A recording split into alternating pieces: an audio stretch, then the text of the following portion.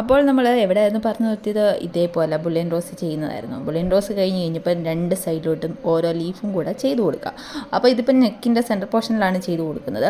അപ്പം വേണ്ട അതിനായിട്ട് എടുത്തിരിക്കുന്ന ഇതേപോലെ കട്ട് ബീഡാണ്. ഒരു പീച്ച് കളറിൽ ഡബിൾ ഷെയ്ഡ് ഫീൽ ചെയ്യുന്ന ഒരു പീച്ച് കളറിൽ കട്ട് ബീഡ് എടുത്തിട്ടുണ്ട്. ആദ്യമേ സെൻറ്ററിലായിട്ട് ഇച്ചിരി നീക്കി തേണ്ട ഇതേപോലെ രണ്ടെണ്ണം സ്റ്റിച്ച് ചെയ്ത് കൊടുക്കുന്നുണ്ട്.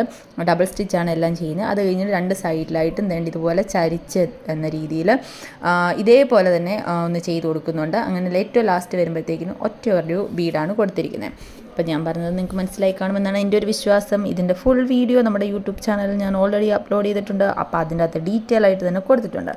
അങ്ങനെ ദേണ്ട് നമ്മൾ ആ ഒരു രണ്ട് സൈഡിലോട്ടും ഓരോ ലീഫ് വെച്ച് സ്റ്റിച്ച് ചെയ്തിട്ടുണ്ട്. ഇതേ സാധനം തന്നെ നമ്മൾ ആ കോളർ പോലെ വെച്ചിരിക്കുന്ന സംഭവം ഉണ്ടല്ലോ, അതേലും സ്റ്റിച്ച് ചെയ്ത് കൊടുക്കുന്നുണ്ട്. ഇതാണ് നമ്മുടെ ഫൈനൽ റിസൾട്ട് എന്ന് വേണമെങ്കിൽ പറയാനായിട്ട്. അപ്പോൾ ഞാൻ ഇത് ഇട്ടുകൊണ്ടുള്ള ഒരു ചെറിയൊരു ഫോട്ടോയും കൂടെ കാണിച്ചു തരാം. അപ്പോൾ നിങ്ങളെ ഇഷ്ടപ്പെടുകയാണെങ്കിൽ ലൈക്ക് ചെയ്യുക.